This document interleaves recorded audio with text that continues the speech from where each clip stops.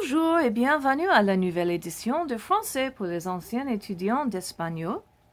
Vous aurez besoin, comme toujours, de votre cahier et un crayon ou un stylo.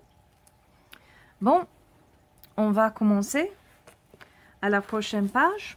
So, s'il vous plaît, tournez à la prochaine page de votre cahier. So, turn to the next page.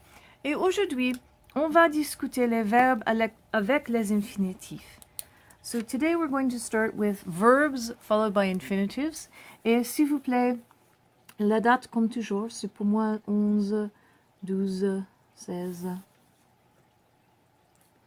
Les verbes avec les infinitifs. Okay. All right, so how does this work, les verbes avec les infinitifs? You've seen this in Spanish, you've seen this over and over again in English, and c'est très facile, it's very, very easy. Les verbes avec les infinitifs. So what is the best way to do this? I'm guessing it is to show you how this works. En español, nous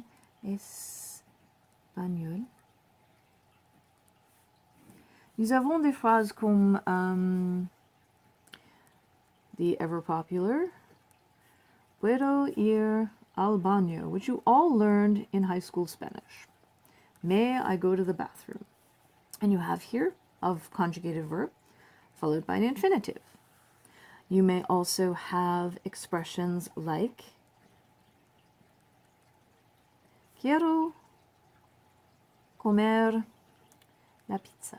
I want to eat the pizza. That's an awesome thing to do. You may also have a negative expression like no quieres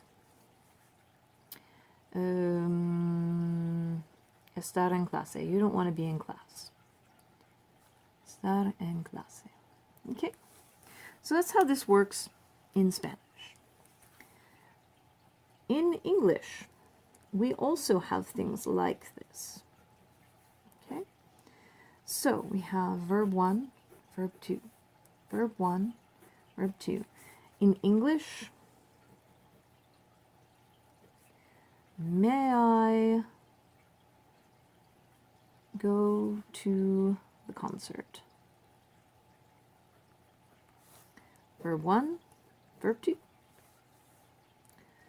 I want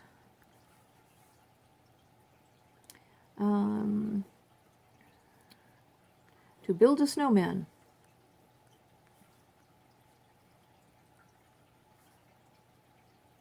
You'll notice that want is like this, but to build is two words, which is an infinitive. We also have I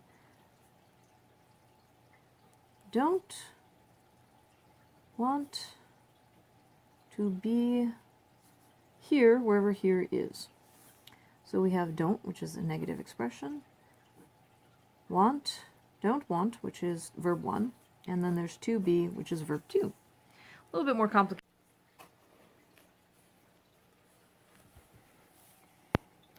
Okay, I had gone racing on ahead and apparently stopped videotaping momentarily. So let's just go through this section here. Quelques définitions. First of all, the word définition may or may not have an accent on it. If you know whether it does or not for sure, if you could leave that information in the comments to help me with my spelling, that would be terrific. But when we talk about les verbes avec les infinitifs, we have two things that we need to know. First of all, l'infinitif, which is the basic unconjugated form of a verb. It's found in the dictionary, and they translate as to verb. And you'll remember in French, they end in E, R, R, E, and E, R. Okay? And there's also this thing called the two-verb rule. Now, please, folks, this is not an official grammatical rule. If you go trying to look for it in the grammar books, it won't be there. However, what I've noticed is that when you have two verbs working together in a sentence, verb 1 changes, but verb 2 does not change. Just like here, I don't want to be here. Don't want can change. To be will remain the same. I want to build a snowman. To build does not change. No quieres estar en clase. Quieres, verb 1 changes. Estar does not.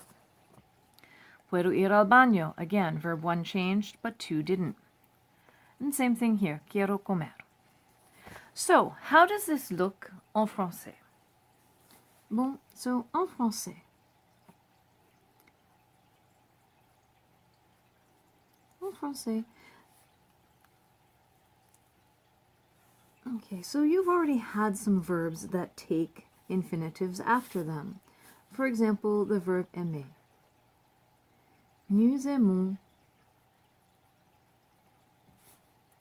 manger de la pizza. We like to eat some pizza. Okay? Verb 1. And then we have verb 2. You'll notice that aimer is conjugated, but the second verb is not, manger. So let's take a look at some of the verbs that we were learning about earlier. And let's say pouvoir. Je ne peux pas, because let's look at a negative example. Je ne peux pas jouer au tennis. I can't play tennis. This is verb 1, and this is verb 2. Okay. And tu veux aller au cinéma? Do you want to go to the movies? The other verbs that we had were, so that's pouvoir, vouloir, and again, verb 1, verb 2, verb 1, verb 2. And last one we had was devoir. So, on doit dormir le dimanche. Dimanche. Oh, bof. D-I-M-A-N-C-H-E. Oh là là, moi. On doit, we should, sleep on Sundays. Okay? Now remember, the two-verb rule is not an official rule, but in general it means that you'll do something with part 1, but part 2 will remain the same. And this is mostly true throughout your French career. You will find sometimes that it does change a little bit. D'accord? Bon ben, 44, 45. À l'indice, s'il vous plaît. Okay. 44, 45. Les verbes avec les infinitifs. Okay. 12, 12, 16. Bon ben, merci. Au revoir.